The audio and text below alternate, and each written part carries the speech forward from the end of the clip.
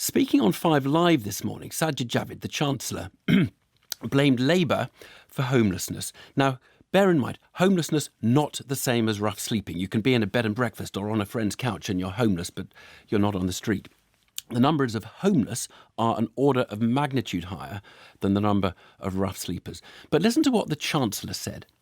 Under Labour, homelessness absolutely rocketed. It reached its peak in 2008 under the last Labour government. Since then, it is down by almost 50%. And that is because Conservative policies are working to bring it down. Of course, it's still too high. It's far too high. We need to do more.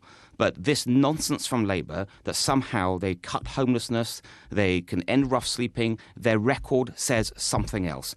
When it comes to what more we can do, I'm proud of the action that we've taken, certainly the action that I took as well when I was the Housing Secretary, to introduce programmes like Housing First. I'm proud of what we've got in our manifesto. For example, the extra 3% stamp duty on foreign buyers and putting that money into reducing rough sleeping and homelessness. That was the Chancellor on 5 Live. Now, I really have to say, whether he's talking about rough sleeping or homelessness of any form, his claim doesn't square with the evidence. Right, so let's just look at the evidence, because in correcting what the Chancellor said this morning in 2 interviews, the Conservative Party says this: homelessness has fallen by more than half since the peak under Labour. Homelessness has fallen by more than half since the peak under Labour. Now, that is correct. Homeless is lower now than it was at the peak under Labour. But you really do need to look at the graphs here, because that is because Labour brought it down massively and it has gone up in the years of the Conservative-led governments. It's still lower than it was, but only because Labour brought it down by more than the Conservatives have put it up. Well, we would have loved to have taunted a minister with that evidence tonight, but we tried and we couldn't get one. Robert Jenrick, who runs the DHCLG, the Housing and Communities Department, he couldn't do it, nor could the junior ministers we applied, nor would the Tory party put someone up. But we can talk to Louise Casey, who is the government's, do apologise for my voice, the government's former homelessness czar, and is with me in the studio. Thanks so much for coming in. What did you make of Sajid Javed's take on the homelessness data?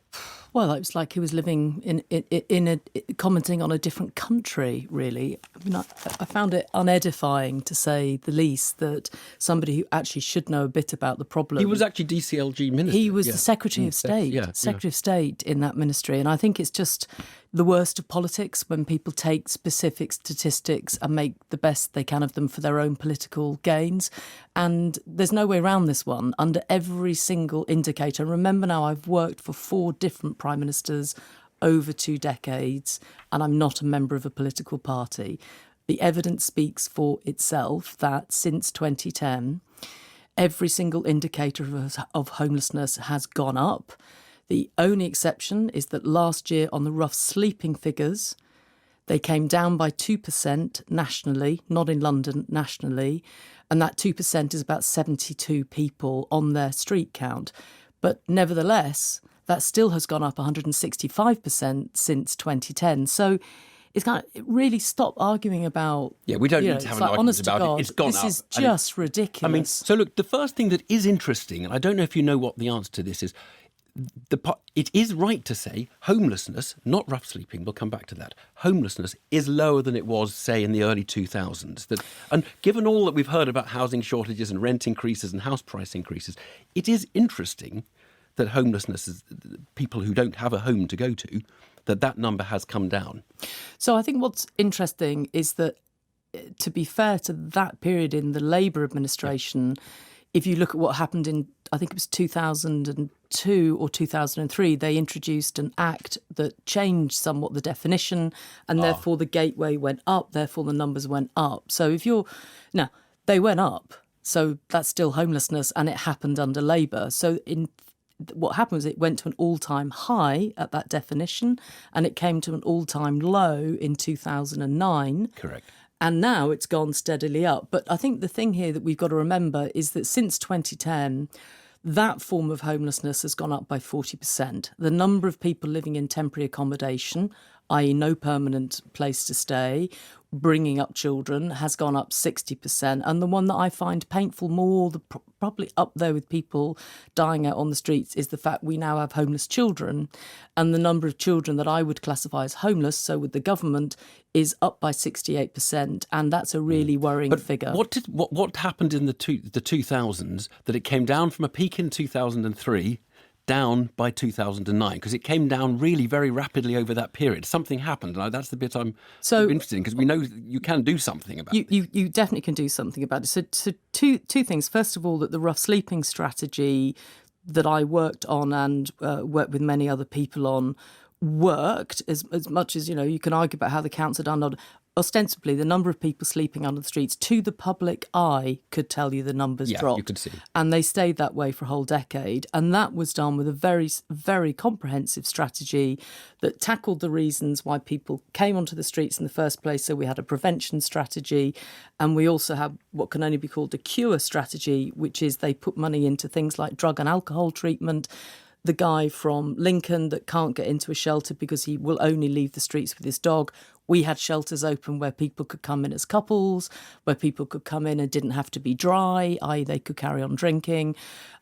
People could bring their dogs in, and then we worked with them to get them off the streets. So there was this wasn't just let's open up a load of shelters and hope people come in. There was a comprehensive strategy behind it.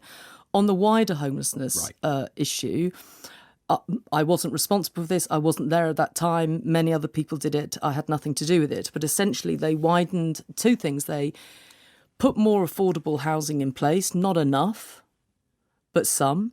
And nobody's put enough affordable housing in place over the 2 decades I've worked in this issue, but they put more in. And the other thing, they did more around housing associations and funding housing associations to put provision in for homeless households. So the temporary accommodation figure, which we're now seeing through our roof, is people that are living in private rented accommodation. And private rented accommodation means that you have something called a benefit cap for poor people. So one of the big causes of homelessness is poverty. And so if you're now limiting the amount of money on benefit, which we cap the amount of money for any family. It means they have to dip into their benefit to pay their rent. Because we have cut and capped and changed the way we do rents. So there are two big systemic things here. One is called the benefit cap, which is about the local housing allowance, which the government has deliberately brought in. It is not working. It's creating homelessness. And the second thing for me is, of course, universal credit, where essentially universal credit does not pay out in the first 6 weeks of somebody's unemployment. And we are living in a country where we have working poor, and they're the people that are becoming homeless. So I just want to be clear, because a lot of policy issues, you hear people say the answer is not just to throw money at it. And when you look at the causes of rough sleeping in particular, one would say there are a lot of difficulties that people who are rough sleeping may be causing their being on the street. To what extent, your last question, Louise, to what extent would money, pulling a lever and just saying let's spend more money on this, solve it? They need to spend more money on it, but they need to spend it very wisely. Throwing money at opening up more shelters is not necessarily the solution. The solution is a comprehensive strategy that prevents homelessness, deals with very vulnerable people out there, and makes sure people get jobs. So it's not just about money. Louise Casey, thank you very much indeed.